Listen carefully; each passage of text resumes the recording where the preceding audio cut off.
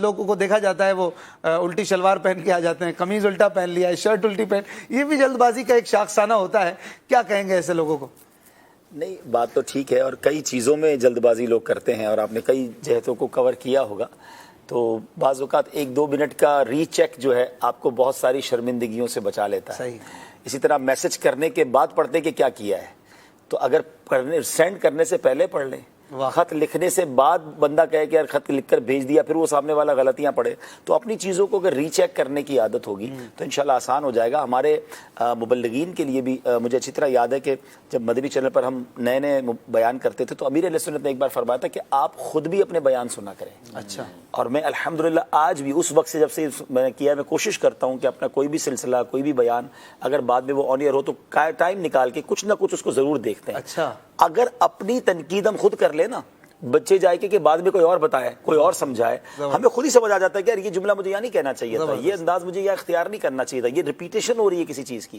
تو آپ نے اپنے بیانات کی امپروومنٹ اور ایسے ماشاءاللہ عالی شان جو بیانات اور اجتماعات آپ کرتے ہیں, اس کا ایک راز بھی آج بتا دیا کہ آپ جو ہے وہ ری چیک بھی کرتے رہتے ہیں اور سنتے ہیں خود, اور مبلغین کے لیے مدنی پھول ہے. میں روز ہی اپنے بیانات سنتا ہوں الحمدللہ, میں روز ہی تقریباً اپنے کلپس دیکھتا ہوں چیک کرنے جی چیک کرنے کی نیت سے کہ یار اچھا ہوتا کیا ہے کہ آپ چونکہ اور بھی بہت سارے لوگ آگے تو وہ خود بھی ہمارے بیانات کے کلپس نکال کے ڈال رہے ہوتے ہیں, تو ہمیں یہ بھی دیکھنا ہوتا ہے کہ یار یہ جو بات ہم کرنا چاہ رہے تھے وہی کلپ بنائے یا کوئی اور بیچ سے چیز نکال کے ڈال دی ہے. بلکہ میں ایک اور آپ کو چلے مشورہ دے دیتا ہوں جو میں کرتا ہوں اچھی نیت کے ساتھ, کہ جن مبلغین کے بیانات آن ایئر ہوتے ہیں تو ان کے یوٹیوب پر کچھ لوگ کلپس ڈال رہے ہوتے ہیں, اور چونکہ اب ہم دنیا والوں سے مل بھی رہے ہوتے ہیں تو لوگ ہماری ویڈیوز ویسے بھی بنا رہے ہوتے ہیں. تو آپ کوشش یہ کیا کریں کہ لیٹسٹ سرچ جو ہوتی ہے نا, اپلوڈ ٹوڈے کر کے آپ اپنا نام لکھ کے اپلوڈ ٹوڈے ڈال دیں, تو آپ کو یہ پتا چل جائے گا کہ آج کے دن میں آپ کے نام سے کیا کیا کلپ کسی بھی پیرائے میں آئے ہیں.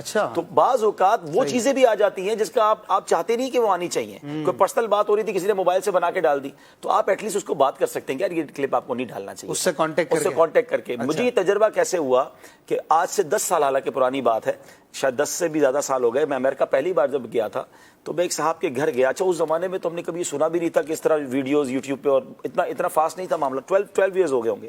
تو میں ایک صاحب کے گھر گیا تو امامہ شریف وغیرہ اتارا, وضو وغیرہ کیا, اب امامہ پھر پہنا, پھر کھانا کھایا. تو ایک بچہ تھا وہ کنٹینیو ویڈیو بنا رہا تھا. تو میں تو امریکہ سے جب واپس آ گیا تو میں نے پھر بعد میں مجھے کسی نے کہا کہ اس نے یہ ویڈیو لگائی کہ عبدالحبیب بھائی وزٹڈ اور ہاؤس. اب اس پہ وہ سارا انداز, وہ ساری باتیں کیجول جس طرح بندہ ٹاک کرتا ہے, اب میں نے ان سے رابطہ کر کے ڈیلیٹ کروائی. لیکن اس کے بعد اس وقت سے مجھے تجربہ ہو گیا کہ ہمیں چیک کرتے رہنا چاہیے کہ ہمارے نام سے کون کیا ڈال رہا ہے. ہمیں ہی نہیں پتا ہمارے نام سے کیا ہو رہا ہے. تو یہ بھی ایک اپنی چیزوں کو امپروو کرنے کا بھی طریقہ ہے, اور کوئی نیگیٹیوٹی بھی جو اگر ہے تو اس کو بھی دور کر لیں. یہاں میں جلد بازی کے حوالے سے ایک اور پیرائے میں ہو سکتا ہے اس پر آپ نے بات کی ہو.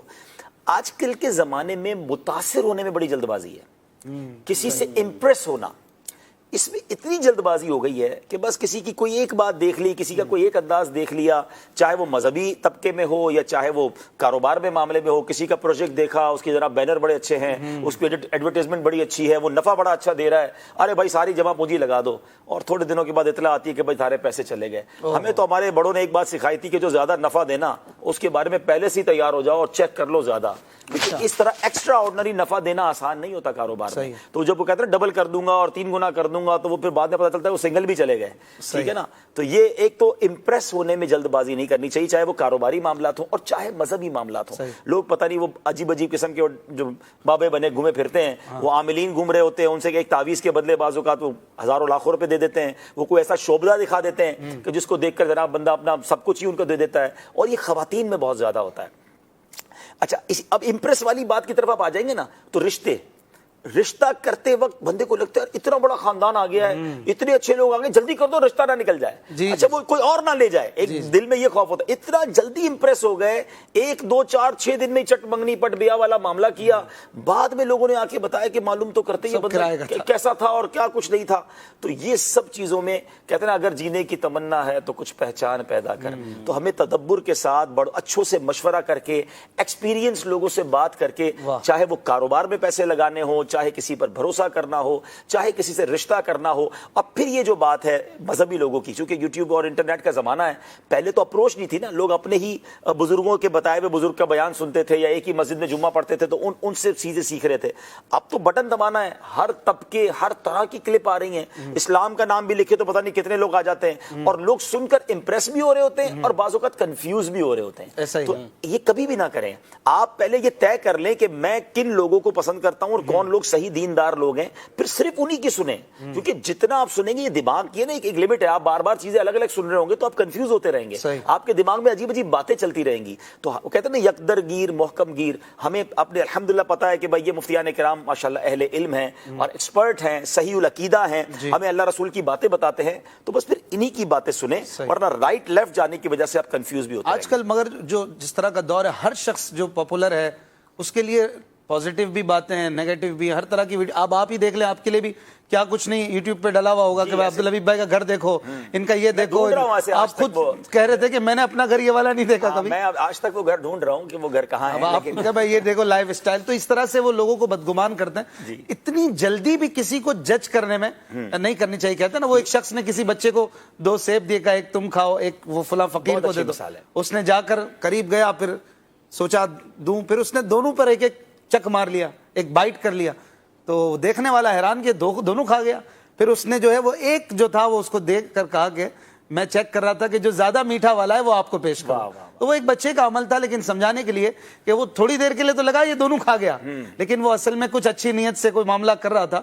تو اتنی جلدی کسی کو جج کرنے میں نہ کی جائے, اس پر کیا کہیں؟ بہت پیاری بات. یعنی اب آپ دوسری سائڈ پہ لے آئے کہ امپریس ہونے میں بھی جلدی نہ کرے اور بدگمان ہونے میں بھی جلدی نہ کرے. بہت صحیح بات آپ نے کہی کہ بعض اوقات, بلکہ مجھے تو وہی میں وہ واقعہ کتنی جگہ سنا چکا ہوں, شاید آپ کو یاد نہیں ہوگا, لیکن آپ نے میری ایک تربیت فرمائی تھی اور ایک واقعے کے ذریعے آپ نے تربیت فرمائی تھی. ہم سب جہاز میں ساتھ تھے, ہم کولمبو جا رہے تھے, ہم ساتھ ٹریول کیا تھا.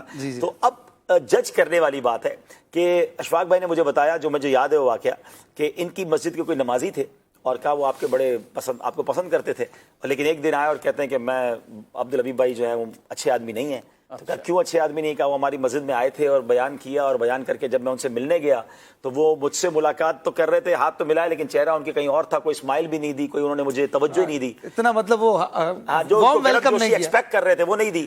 تو اشفاق بھائی نے اشفاق بتا رہے میں نے ان کا ذہن بنایا کہ ایسا نہیں ہوتا, ہو سکتا ہے انسان کی توجہ ہونا ہو. تھوڑے دنوں کے بعد میرا کہیں اور بیان تھا. اچھا, تو اس کے بعد وہ صاحب دوبارہ وہ نہیں جانا چاہ رہے تھے, تو اشفاق بھائی نے کہا آپ جائیں, ایسا نہیں ہوتا. اللہ کے بندے نے مجھے پھر بھی نہیں بتایا انہوں نے, ٹھیک ہے, اور ان کو بھیج دیا. تو وہ صاحب آئے, تو اب آئے تو بتا رہے ہیں اشفاق بھائی کہ بہت خوش تھے کہ عبدالحبیب بھائی تو کھڑے ہو کے مجھ سے ملے, مجھے سینے لگا لیا. اچھا, نہ مجھے پہلا والا واقعہ یاد ہے, نہ مجھے دوسرا والا واقعہ یاد ہے, بندہ کون ہے یہ بھی نہیں پتا مجھے, لیکن مجھے سبق ملا وہ مبلغین کے لیے. لیکن اس میں جو آپ نے وارم ویلکم نہیں کیا تھا, اس کی بھی آپ نے وجہ بتائی تھی, میں نے بتا دی کہ وہ اس وقت والد صاحب آپ کے کچھ کریٹیکل کنڈیشن میں تھے, آئی سی یو میں تھے غالباً. اب وہ اس وقت ایسی سچویشن میں آپ بیان کرنے گئے تھے کہ آپ کا آدھا دل ادھر تھا, آدھا والد صاحب کو چھوڑ کے ہاسپٹل میں گیا تھا بیان کرنے. لیکن یہ مبلغین کے لیے مجھے تو سبق مل گیا, اور میں کئی بار یہ تربیتی بیان میں بات کی کہ ہم سے لوگ ونس ان اے لائف بعض اوقات ملتے ہیں. 70-75% لوگ دنیا میں آپ سے وہ ملتے ہیں جو ایک ہی بار زندگی میں ملتے ہیں, اور ان کی وہ چند منٹ کی ملاقات آپ کا تاثر دے دیتی ہے. اب آپ ان سے مسکرا کر مل رہے ہیں, محبت سے مل رہے ہیں, تو وہ یاد رکھیں گے یار یہ بندہ بڑا مسکرا کر ملنے والا ہے, محبت سے ملنے والا ہے. اور اگر آپ نے ان کو پیار نہیں دیا تو جناب وہ انسان کے لیے بتا کہ یار پتہ نہیں بڑا مغرور ہے. یہ تو ہمارے لیے سبق ہو گیا. لیکن پبلک کے لیے سبق ہے کہ کبھی انسان کی کیا کیفیت ہوتی ہے, کبھی انسان کس مشکل میں ہوتا ہے, طبیعت خراب ہوتی ہے. اب بعض اوقات یہ بھی ہوتا ہے کہ لائن بہت لمبی ہے اور آپ سے ہاتھ ملا رہے اور کسی نے آواز دے دی, تو وہ سمجھ رہے مجھے کیوں نہیں دیکھا, یا مجھے کہ کیوں نہیں مسکرائے. تو یہ اتنا جلدی چند سیکنڈز میں کسی کے بارے میں ججمنٹ نہیں دے دینی چاہیے, اور شاید اگر یہ بدگمانی ہو گئی تو پھر تو یہ حرام بھی ہو جائے. صحیح فرمایا. اچھا, بعض